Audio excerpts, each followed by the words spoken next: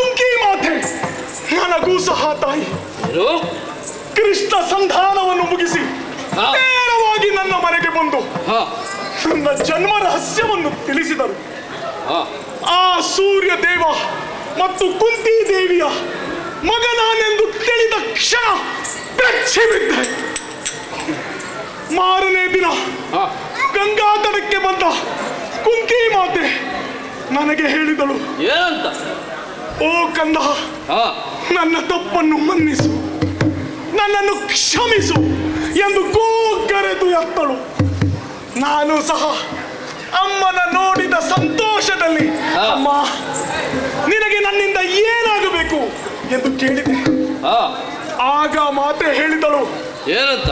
ಪಾಂಡವರೈವರನ್ನು ಕಾಯುವುದು ಮತ್ತು ದೊಡ್ಡ ಶರವನ್ನು ಇನ್ನೊಮ್ಮೆ ತೊಡೆದಿರು ಎಂದು ಕೇಳಿಕೊಂಡರು. ಪಾಂಡವರಲ್ಲಿ ಆ ಅರ್ಜುನ ಸತ್ತರೆ ನಾನು ಉಳಿಯುತ್ತೇನೆ, ನಾನು ಸತ್ತರೆ ಆ ಅರ್ಜುನ ಉಳಿಯುತ್ತಾನೆ.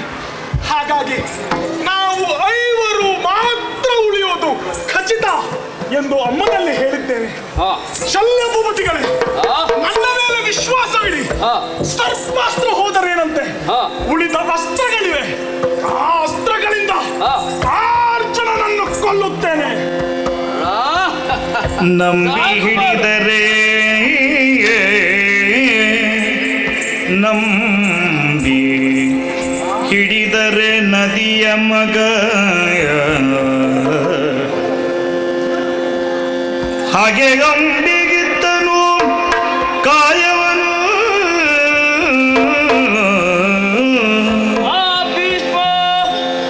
ನಂಬಿ ಹಿಡಿದರೆ ನದಿಯ ಮಗ, ಹಾಗೆ ಗಂಬಿಗಿತ್ತನು ಕಾಯವನು. ಸುತನೆಂಬ ನೆವನದಲ್ಲಿ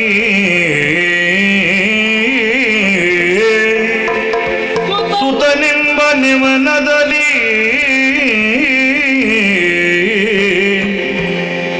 ಸುತನೆಂಬ ನೆವನದಲ್ಲಿ ತನುವ ಬಿಸುಟನು ಗರುಡಿಯಾಚಾರ್ಯ.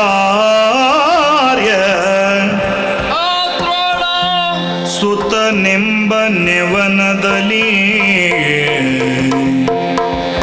ಸುತನೆಂಬ ನೆವನದಲ್ಲಿ ತನುವನು ಬಿಸುಟನು ಗರುಡಿಯಾಚಾರ್ಯ. ಗರುಡಿಯಾಚಾರ್ಯ ಅಂಬು ಬೆಸನವ ಬೇಡಿದರೆ, ಅಂಬು ಬೆಸನವ ಬೇಡಿದರೆ ನಾ ತೊಡೆ ತೊಡೆ ಎಂಬ ಛಲ ನಿನಗಾಯ್ತು. ಮೂವರನು ನಂಬಿ ಕೆಟ್ಟ ಕೌರವ, ಮೂವರನು ನಂಬಿ ಕೆಟ್ಟ ಕೌರವ. ಅಕಟೆಂದ ಶಲ್ಯ ಅಕಟಕಟನಿಂದ ಶಲ್ಯ ನಂಬಿ ಹಿಡಿದರೆ ನದಿಯ ಮಗ.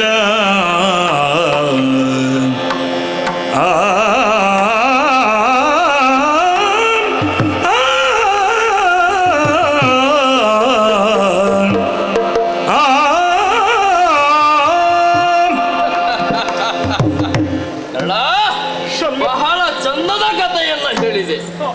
ಇವತ್ತು ನಿನ್ನ ರಥದಲ್ಲಿ ಕುಳಿತು ನಿನ್ನ ಜೀವನ ಚರಿತ್ರೆ ಕೇಳಲಿಕ್ಕಾಯ್ತಲ್ವಾ? ಇಚ್ಛಾಮಣಿಯಾದ ಭೀಷ್ಮರು ದಿನ 10,000 ಮುಕುಟವರ್ಧನನ ತಲೆ ಕಡಿತೇನಂತ ಹೇಳಿದ್ರು. ಅಷ್ಟೇ ಅಲ್ಲದೆ ಒಬ್ಬನೇ ಒಬ್ಬ ಪಾಂಡವರನ್ನ ಕೊಲ್ತೇನಂತ ಹೇಳಿಲ್ಲ. ಆಮೇಲೆ ಶಿಖಂಡಿ ಎದುರು ಶಸ್ತ್ರವನ್ನ ಬಿಸಾಡಿ ಶರಶ್ಚಯವನ್ನ ಸೇರಿದರು. ಒಬ್ಬರು ಹೀಗಾದ್ರು, ಇನ್ನೊಬ್ಬರು ಆಚಾರ್ಯ ದ್ರೋಣರು. ಅಶ್ವತ್ಥಾಮ ಅಥಾ ಕುಂಜರಹ ಅಂತ ಧರ್ಮರಾಯ ಹೇಳಿದ್ದು ಇವರ ಕಿವಿಗೆ ಬಿದ್ದಂತೆ. ಅಯ್ಯೋ ನನ್ನ ಮಗ ಸತ್ತ ಎಂದು ಕಾಯವನ್ನ ಬಿಟ್ಟರು. ಇನ್ನು ನೀನು ಅರ್ಜುನನಿಗೆ ಪ್ರತಿಸ್ಪರ್ಧಿ ಎಂದು ಏನು ಮಾತಗಿತ್ತನು ಭಾಷೆಯ ಹಣ ಇದು ಹೇಗಾಯ್ತು ಬಲ್ಲೆಯ? ಆ ಭೀಷ್ಮ ಹೊಂಡ ತೋಡಿದ, ದ್ರೋಣ ಕೌರವನನ್ನ ಹೊಂಡಕ್ಕೆ ದೂಕಿದ. ಇನ್ನು ನೀನು ಅವ ಜೀವಂತ ಇರುವಾಗಲೇ ಮಣ್ಣು ಮುಚ್ಚಿದೊಂದು ಉಳಿದಿದೆ. ಅಣ್ಣ ನನ್ನ ಮಾತನ್ನ ಕೇಳುವುದಿಲ್ಲ ಅಂತ ಅಂದಮೇಲೆ ನಿನ್ನಂತವನ ಜೊತೆಗೆ ಸಾರಥ್ಯವನ್ನ ಮಾಡಲಿಕ್ಕೆ ನನ್ನಿಂದ ಸಾಧ್ಯವಿಲ್ಲ. ನೀನೇ ಮಾಡು, ನನಗೆ ಸಂಬಂಧನೇ ಇಲ್ಲ. ಗುರು ಪರಶುರಾಮರ ಕೃಪೆ, ನೀವು ಯಾವಾಗ ನನ್ನ ಜೊತೆಗೆ ಇರುತ್ತೀರೋ ನನಗೆ ಸೋಲಿಲ್ಲ. ದಯವಿಟ್ಟು ನಿಲ್ಲಿ, ದಯವಿಟ್ಟು ನಿಲ್ಲಿ.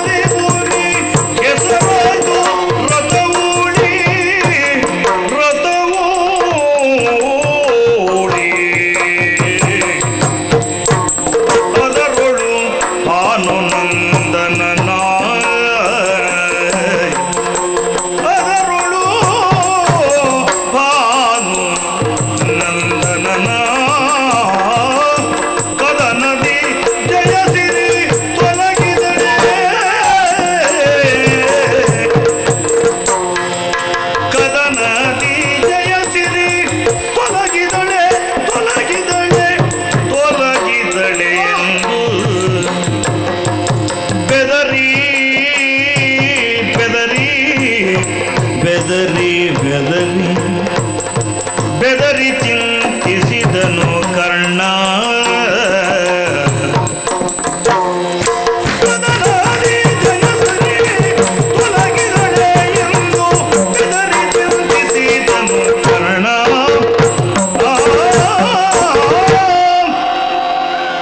ನನಗೆ ಮತ್ತೆ ಅರ್ಜುನನಿಗೆ ನಡೆದ ಕಾಳಗದಲ್ಲಿ ನನ್ನ ಈ ಮಹಾರಥ ಕುಸಿಯುತ್ತಿದೆಯಲ್ಲ.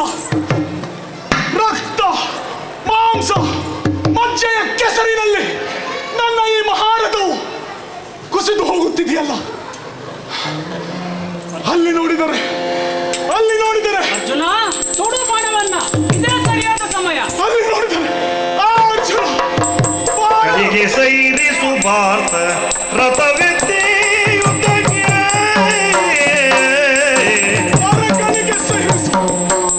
ಕಲಿಗೆ ಸೈರಿಸು ಭಾರತ ರಥವೆತ್ತಿ ಯುದ್ಧಕ್ಕೆ, ನಿಲುವೆ ವೈದಿಕಗಳ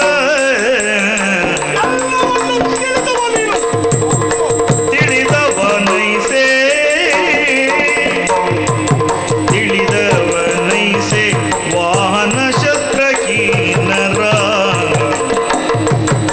ಕೊಲಬಾರದೆನುತ ಬಲ್ಲೆಯಲ. ತಿಳಿದವನೈಸೆ ವಾಹನ ಶಸ್ತ್ರಹೀನರ ಕೊಲಬಾರದೆನುತ ಬಲ್ಲೆಯಲ. ತೊಡು ಬಾಣವನ್ನ. ಅರಗಳಿಗೆ ಸೈರಿಸು ಪಾರ್ಥ, ಅರಗಳಿಗೆ ಸೈರಿಸು. ಓ ಅರ್ಜುನ, ಓ ಧರ್ಮರಾಯನ ತಮ್ಮ, ಓ ನನ್ನ ತಮ್ಮ, ನೋಡಿದ್ಯಾ ನನ್ನ ಈ ಸ್ಥಿತಿಯನ್ನು? ನೋಡಿದ್ಯಾ ನನ್ನ ರಥದ ಚಕ್ರ ಹೂತು ಹೋಗಿದೆ? ಎಲ್ಲ ಬಲ್ಲವರೇನು, ಶಸ್ತ್ರಹೀನ ರಥಹೀನರನ್ನು ಕೊಲ್ಲಬಾರದೆಂದು ತಿಳಿದವ ನೀನು. ಅರ್ಜುನ, ಅರಗಳಿಗೆ ಸೇರಿಸು. ನಾನು ನನ್ನ ಈ ರಥವನ್ನು ಮೇಲೆತ್ತಿಕೊಂಡು ಮತ್ತೆ ಸಮರಕ್ಕೆ ಸಿದ್ಧನಾಗುತ್ತೇನೆ. ಹರಗಳಿಗೆ ಸೇರಿಸು. ಶತ್ರು ಎಂಬ ಭಾವನೆಯು ಬಿಳುಗೊಡೆ, ಶತ್ರು ಎಂಬ ಭಾವನೆಯು ಬಿಳುಗೊಡೆ. ಕರ್ಣನೊಳು ಕೃಷ್ಣನೊಳು ಕರ್ಣನ್ಯಾರೆಂದ, ಕೃಷ್ಣನೊಳು ಕರ್ಣನ್ಯಾರೆಂದ. ಯಾದವೋತ್ತಮ ವಾದಿಸಿ ಕೇಳು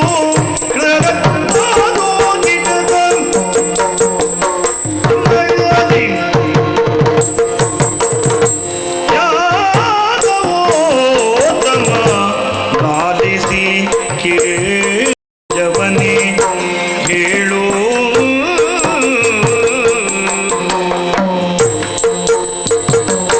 ಕುಂತಿಯ ಉದರದಿ ಜನಿಸಿದನೋ ಎಂಬ,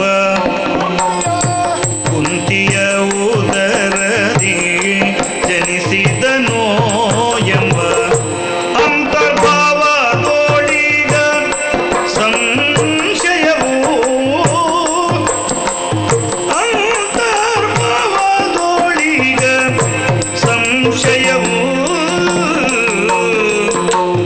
ತಂತೀಶನಿಗೆ ರಾಜ ಬಿಟ್ಟು ನವೈವರು, ತಂತೀಶನಿಗೆ ರಾಜ ಬಿಟ್ಟು ನವೈವರು. ಸಂತೋಷದಲ್ಲಿ ವನ ಚರಿಸುತ್ತಲಿಗೆವು, ಸಂತೋಷದಲ್ಲಿ ವನವ ಚರಿಸುತ್ತಲಿಯು. ಯಾದವೋತ್ತಮ ಲಾಲಿಸಿ ಕೇಳು. ಓ ಕೃಷ್ಣ, ಪಾರ್ಥ. ಅರಗಳಿಗೆ ಸೈರಿಸು ಪಾರ್ಥ. ಹ ರಥವೆತ್ತಿ ಮತ್ತೆ ಯುದ್ಧಗೈವೆ ಹ ಎಂದು ಹೇಳುತ್ತಿರುವ ಆ ಕರ್ಣನನ್ನು ನೋಡಿದೆಯಾ? ಈ ಪಾರ್ಥನನ್ನು ಗೆಲ್ಲಬೇಕೆಂದು ಉತ್ಸಾಹದಿಂದ ಬಂದ ಈ ಕರ್ಣನ ಸ್ಥಿತಿ ಹ ಹೇಗಾಗಿದೆ ನೋಡು ಕೃಷ್ಣ. ಈ ಸಮಯದಲ್ಲಿ ಹ ಇವನನ್ನು ಕೊಲ್ಲಲು ನನ್ನ ಗಳಿಗೆ ಸೇರಿಸುವ ಪಾರ್ಥ. ಹ ಓ ಧರ್ಮರಾಯನ ತಮ್ಮ, ಹ ಓ ತಮ್ಮ ಎಂದು ಹೇಳುತ್ತಿರುವ ಈ ಕರ್ಣನ ಮಾತು ಹ ನನ್ನ ಅಣ್ಣ ಧರ್ಮರಾಯನೇ ಹೇಳಿದ ಹಾಗೆ ಅನಿಸುತ್ತಾ ಇದೆ. ಓಹೋ ಕೃಷ್ಣ, ಹ ಸತ್ಯಕ್ಕೂ ಹೇಳು, ಹ ಈ ಕರ್ಣ ಯಾರೆಂದು ಹೇಳು. ಪಾರ್ಥ, ಕೃಷ್ಣ, ಆತ ಯಾರೆಂದು ಹೇಳಬೇಕಾ? ಹೌದು ಕೃಷ್ಣ, ಹೌದು. ಹೇಳು. ಆ ಕುಂತಿ ಪುತ್ರ ಈ ಕರ್ಣನನ್ನು ಹ.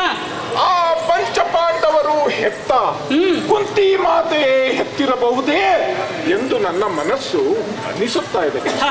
ಹ ಯಾವ ಯಾವ ಸಮಯದಲ್ಲಿ ಯುದ್ಧ ಸಲ್ಲ ಎಂದು ರಣನೀತಿ ಹೇಳುತ್ತದೆ. ಹೌದು ಕೃಷ್ಣ, ಓ ಇಲ್ಲಿ ನೋಡು, ಅವನ ಬೆನ್ನು ನೋಡಿದರೆ ನನ್ನ ಅಣ್ಣ ಧರ್ಮರಾಯನದೇ ಹೋಲುತ್ತದೆ.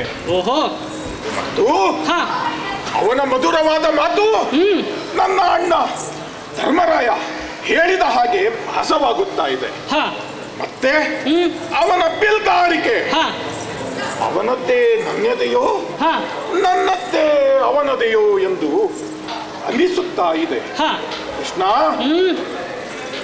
ಅಲ್ಲಿ ನೋಡು, ಅವನ ಕೈಯಲ್ಲಿ ಧನಸ್ಸಿಲ್ಲ.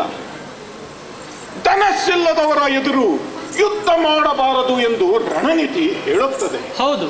ಮತ್ತೆ ಅವನ ರಥ ಮಾಂಸ ಮಜ್ಜೆ ರಕ್ತಗಳ ಮಧ್ಯದಲ್ಲಿ ಹುಗಿದು ಹೋಗಿದೆ. ಹೌದು.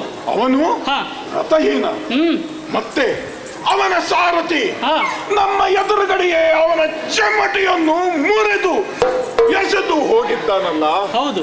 ಕೃಷ್ಣ, ಈ ಸಮಯದಲ್ಲಿ ಹ.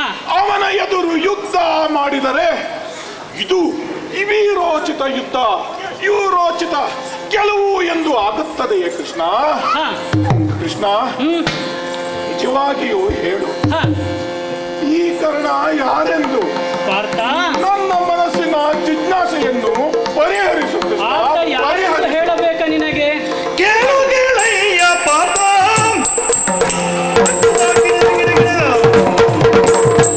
ಕೇಳು ಗೆಳೆಯ ಪಾಪ ನೀನೆಂಬ ಮಾತ ಕೇಳಿ ಸಂತಸವಾಯ್ತು ಮನಕ್ಕೆ ವಿಖ್ಯಾತ. ನೀನೆಂಬ ಮಾತ ಕೇಳಿ ಸಂತಸವಾಯ್ತು ಮನಕ್ಕೆ ವಿಖ್ಯಾತ.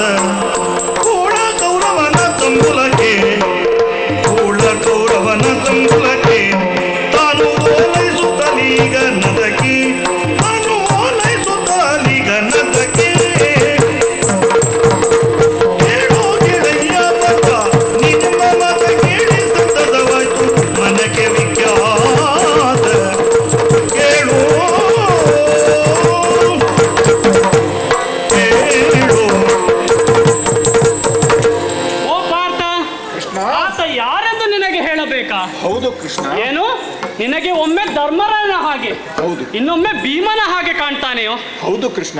ನಿನ್ನ ಅಣ್ಣ ಧರ್ಮರಾಯನನ್ನು ಎಡಕಾಲಿನಲ್ಲಿ ಚಾಡಿಸಿ ಹೋದ ಈ ಕಾರಣ ಅಷ್ಟೇ ಅಲ್ಲ, ಮೊನ್ನೆ ನಡೆದ ಚಕ್ರವ್ಯೂಹ ಯುದ್ಧದಲ್ಲಿ ನಿನ್ನ ಮಗನಾದ ಅಭಿಮನ್ಯುವಿನ ಬಿಲ್ಲನ್ನು ಕತ್ತರಿಸಿ ಹಿಂದುಗಡೆಯಿಂದ ಬಂದು ಕರವನ್ನು ಕತ್ತರಿಸಿದ ಈ ಕಾರಣ ಅಷ್ಟೇ ಅಲ್ಲ, ನಿನ್ನ ನಿನ್ನ ಅಭಿಮನ್ಯುವಿನ ಬಿಲ್ಲನ್ನು ಕತ್ತರಿಸಿದ ಈ ಕಾರಣ ಆಗ ಆತನಿಗೆ ಸ್ವಲ್ಪ ಯೋಚಿಸಬಹುದಿತ್ತಲ್ಲ. ಅಸಹಾಯಕ ಸ್ಥಿತಿಯಲ್ಲಿ ಇರುವವರನ್ನ ಕೊಲ್ಲಬಾರದು ಎಂಬ ಪ್ರಜ್ಞೆ ಬೇಡ ಆತನಿಗೆ. ಅದನ್ನ ಧಿಕ್ಕರಿಸಿ ನಿನ್ನ ವಂಶದ ಕುಡಿಯನ್ನು ನಾಶ ಮಾಡಿದ ನೀಚ ನೀತ. ನೋಡು ನೋಡು ನೋಡು, ಈಗ ಪಲಾಯನ ಮಾಡಲು ಯೋಚಿಸುತ್ತಿದ್ದಾನೆ. ಆತನನ್ನ ನೀನು ಕೊಲ್ತೀಯೋ ಅಥವಾ ನಾನು ಕೊಲ್ಲಬೇಕು? ಕೃಷ್ಣ, ಹರಿಯ ನುಡಿಯನ್ನು ಕೇಳಿ ಹರಿಯ ನುಡಿಯನ್ನು ಕೇಳಿ ಪಲ್ಗುಣ ಉರಿವ ಕರ್ಪುಗೆ ಇಂದಲ ದೊಸೆ ಉಳಿದು ಕೆಂಗಡಿಯು ಕಣ್ಣಿನೊಳಗೆ ಆಗ ಪಲ್ಗುಣನು.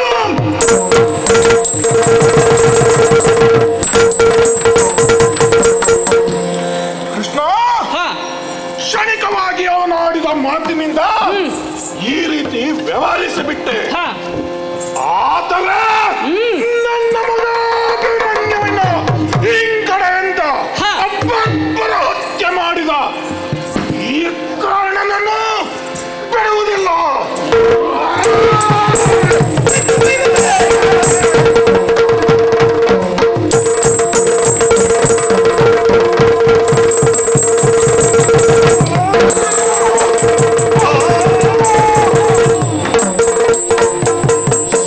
ಶಿವ ಶಿವ ಸಮರದೋಳು ಕೈ ಸೋತೆನಲ್ಲು.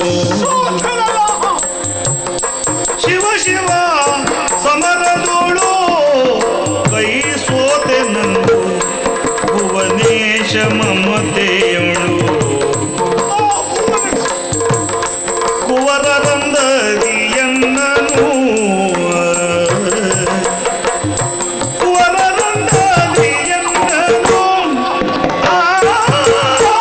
ಆಪತ್ತಿಗಾಗುವೆನೆಂದು ಸಲಹಿದನು. ಆಪತ್ತಿಗಾಗುವೆನೆಂದು ಸಲಹಿದನು. ಶಿವ ಶಿವ ಶಿವ ಶಿವ ಶಿವ ಶಿವ ಸಮರದೋಳು ಕೈ ಸೋತೆನಲ್ಲು. ಭುವನೇಶ ಮಮತೆಯಳು ಶಿವ ಶಿವ ಶಿವ ಶಿವ, ನನಗೆ ಈ ಸ್ಥಿತಿ, ನನಗೆ ಈ ಗತಿ. ಕ್ಷಣ ಕ್ಷಣದಲ್ಲಿಯೂ ಸೋಲು, ಕ್ಷಣ ಕ್ಷಣದಲ್ಲಿಯೂ ಸೋಲು. ಈ ರಣರಂಗದಲ್ಲಿ ಅಮಾಯಕನಾಗಿ ಹೋದನಲ್ಲ ನಾನು. ಆ ಕೌರವ ನನ್ನನ್ನು ಮಗುವಾಗಿ ಸಾಕಿದಕ್ಕೆ ಅವನ ಆಪತ್ತಿನ ಕಾಲದಲ್ಲಿ ನಾನು ಆಗಲಿಲ್ಲವಲ್ಲ. ಶಿವ ಶಿವ ಶಿವ. ಆ ಸಮಯದಲ್ಲಿ ಹರಿಯು ಭೂಸುರ ವೇಷವನ್ನು ತಾಳುತ್ತ ಆ ಸಮಯದಲ್ಲಿ ಹರಿಯು ಘನ ಸಂಕೋಚದಲ್ಲಿ ಪರಿತ್ರಾಣಾಯ ಸಾಧೂನಾಂ ವಿನಾಶಾಯ ಚತುಷ್ಕೃತ ಧರ್ಮ ಸಂಸ್ಥಾಪನಾರ್ಥಾಯ ಸಂಭವಾಮಿ ಯುಗೆ ಯುಗೆ. ಹಣೆಯಲ್ಲಿ ಬೊಟ್ಟು, ಕೈಯಲ್ಲಿ ದರ್ಬೆಯ ಕಟ್ಟು, ತಲೆಯಲ್ಲಿ ಜುಟ್ಟು, ಕಾಲಲ್ಲಿ ಮರದ ಮೆಟ್ಟು. ಆಯ್ತು. ಇದು ನೋಡಿ ಬ್ರಾಹ್ಮಣ ವೇಷದ ಗುಟ್ಟು. ನನ್ನ ತಂದೆ ವಸುದೇವ ಭಟ್ಟ, ನನ್ನ ತಾಯಿ ದೇವಕಿಯಮ್ಮ, ನನ್ನ ಅಣ್ಣ ಬಲರಾಮ ಭಟ್ಟ, ನನ್ನ ಹೆಸರು ಕೂಲಾನ ಭಟ್ಟ. ಅದೇನದು? ಕೂಲಾನ ಭಟ್ಟ, ಅದೆಂತದು? ಕುರುಡುಮಲೆ ಲಕ್ಷ್ಮೀನಾರಾಯಣ ಭಟ್ಟ. ಓಹೋ, ಹೌದಾ? ನಾನೊಬ್ಬ ಬಡ ಬ್ರಾಹ್ಮಣ ಸ್ವಾಮಿ. ನಾನೆಂದ್ರೆ ಏನು? ಎಲ್ಲ ಬ್ರಾಹ್ಮಣರು ಬಡವರೇ. ಹೌದಾ? ಬ್ರಾಹ್ಮಣ ಎನ್ನುವ ಶಬ್ದದಲ್ಲಿ ಮೊದಲ ಅಕ್ಷರವೇ ಬ. ಬ ಅಂದ್ರೆ ಬಡವ. ಓಹೋ. ನಾವು ಬಡವರಾದದ್ದು ಯಾಕೆ ಅಂತ ಕೇಳ್ತೀರಾ? ಯಾಕೆ? ನಮ್ಮ ಎರಡೂ ಕೈ ಯಾವಾಗಲೂ ಆಕಾಶವನ್ನೇ ನೋಡುತ್ತೆ ಹೊರತು ಭೂಮಿಯನ್ನು ನೋಡುವುದಿಲ್ಲ. ಓಹೋ. ಅಂದ್ರೆ ನಾವು ಯಾವಾಗಲೂ ದಾನವನ್ನು ಹಿಡಿಯುವುದೇ ಹೊರತು ದಾನ ಮಾಡಿ ಗೊತ್ತಿಲ್ಲ ನಮಗೆ. ಹೌದಾ? ಯಾವ ಕಾಲಕ್ಕೆ ನಾವು ದಾನ ಮಾಡ್ತೇವೋ ಆವಾಗ ನಾವು ಉದ್ಧಾರ ಆಗ್ತೇವೆ. ಸ್ವಾಮಿ, ಏನು ಈ ಕ್ಷೇತ್ರದಲ್ಲಿ ನಾನು ಒಂದು ಅರ್ಚಕ ವೃತ್ತಿಯಲ್ಲಿ ಕಾಯಕವನ್ನು ಮಾಡಿಕೊಂಡಿದ್ದೇನೆ. ಹೌದಾ? ಇದು ದೇವನಗರಿ ಗಣಪತಿ ದೇವಸ್ಥಾನದ ಅರ್ಚಕ ನಾನು. ನಾನು ಬರುವ ಮುಂಚೆ ಇಲ್ಲಿ ಇಬ್ಬರು ಅರ್ಚಕರು ಇದ್ರು. ಹೌದಾ? ಬರುವಾಗ ಅವರಿಗೆ ಏನೂ ಇರಲಿಲ್ಲ. ಬಂದ ನಂತರ ಅವರಿಗೆ ಮದುವೆನೂ ಆಯ್ತು, ಮಕ್ಕಳು ಆಯ್ತು. ಆಗ್ಲಿ. ದೇವಸ್ಥಾನದಲ್ಲಿ ಒಬ್ಬ ವ್ಯವಸ್ಥಾಪಕರು ಇದ್ರು. ಹೌದಾ? ಅವರಿಗೂ ಹಾಗೆ ಇಲ್ಲಿ ಬಂದ ನಂತರ ಮದುವೆ ಆಯ್ತು, ಮಕ್ಕಳಾಯ್ತು. ಆಗ್ಲಿ. ಮಾತ್ರ ಅಲ್ಲ, ಈ ಕ್ಷೇತ್ರದಲ್ಲಿ ನಿವಾಸಿಗಳು ಯಾರಿದ್ದಾರೋ ಅವರೆಲ್ಲರಿಗೂ ನಮ್ಮ ಗಣಪತಿಯ ಅನುಗ್ರಹ ಉಂಟು. ಒಳ್ಳೇದು ಒಳ್ಳೇದು ಒಳ್ಳೇದು. ಸ್ವಾಮಿ, ನಾನು ಒಂದು ಕಥೆ ಹೇಳ್ತೇನೆ. ಏನು? ಈ ದಾನ ಮಾಡುವುದರಲ್ಲಿ ಅತ್ಯದ ತೆಗೆದು ಅಳಿಯ ದಾನ ಮಾಡುವುದಲ್ಲ, ಮತ್ತೆ ಪಿತ್ರಾರ್ಜಿತವಾಗಿ ಬಂದದ್ದು ಅಥವಾ ಯಾರಾದ್ರೂ ಗಳಿಸಿಟ್ಟಿದ್ದನ್ನ ನೀವು ಮೊಗದು ದಾನ ಮಾಡುವುದಲ್ಲ, ಮತ್ತೆ ನಿಮ್ಮ ಸ್ವಯಾರ್ಜಿತವಾದದ್ದನ್ನ ನಿಮ್ಮ ಗಳಿಕೆಯಲ್ಲಿ ಒಂದು ಅಂಶವನ್ನು ಕೊಟ್ಟರೆ ಮಾತ್ರ ಅದು ಶ್ರೇಯಸ್ಕರವಾದಂತ ದಾನ. ಖಂಡಿತ ಖಂಡಿತ. ಹಿಂದೆ ನನಗೊಬ್ಬ ಗಳಸ್ಯ ಕಂಠಸ್ಯ ಸ್ನೇಹಿತನಿದ್ದ, ಮಿತ್ರ. ಹೌದು, ನಾವಿಬ್ಬರು ಸಮಾನ ವಯಸ್ಕರು. ಒಂದೇ ಸಮಯದಲ್ಲಿ ಮದುವೆನೂ ಆಯ್ತು. ಅವನಿಗೆ 4 ಜನ ಗಂಡು ಮಕ್ಕಳು ಹುಟ್ಟಿದ್ರು. ನನಗೆ 4 ಜನ ಹೆಣ್ಣು ಮಕ್ಕಳು. ಸ್ವಾಮಿ, ಅದು ಅಡ್ಡಿಲ್ಲ, ಸರಿ ಆಯ್ತಲ್ಲ. ಹಾಗಾಗ್ಲಿಲ್ಲ ಅದು. ಅವನಿಗೆ 2ನೇ ಹೆಂಡತಿಯಲ್ಲಿ ಮತ್ತೆ 4 ಮಕ್ಕಳು, ಮತ್ತೆ 4 ಆಯ್ತಾ? 3ನೇ ಹೆಂಡತಿಯಲ್ಲಿ ಮತ್ತೆ 4 ಮಕ್ಕಳು. ಹೀಗೆ 4 ಹೆಂಡತಿಯರಲ್ಲಿ 16 ಜನ ಗಂಡು ಮಕ್ಕಳು. ಓಹೋ. ಅವನಿಗೆ ಪ್ರತಿಸ್ಪರ್ಧಿ ಆಗ್ಬೇಕಂತ ಹೇಳಿ ನಾನು ನೀವು ಪ್ರಯತ್ನ ಮಾಡಿ ನನ್ನ ಕಾರ್ಯಕ್ಷೇತ್ರದಲ್ಲಿ, ನನ್ನ ಸ್ವಕ್ಷೇತ್ರದಲ್ಲಿಯೇ 11 ಹೆಣ್ಣು ಮಕ್ಕಳನ್ನ ಹಿಡಿದು ನನ್ನ ತಾಯಿ. ಅಪುತ್ರಶ್ಯ ಗತಿರ್ನಾಸ್ತಿ. ಪುತ್ರ ಸಂತಾನ ಇಲ್ಲದವರಿಗೆ ಪರಲೋಕದಲ್ಲಿ ಮೋಕ್ಷ ಇಲ್ಲ. ಹಾಗಾಗಿ ಒಂದು ಗಂಡು ಹುಳ ಹುಟ್ಟಬೇಕು ಅಂತ ಹೇಳಿ ನಾನು ಪ್ರಯತ್ನ ಮಾಡುವ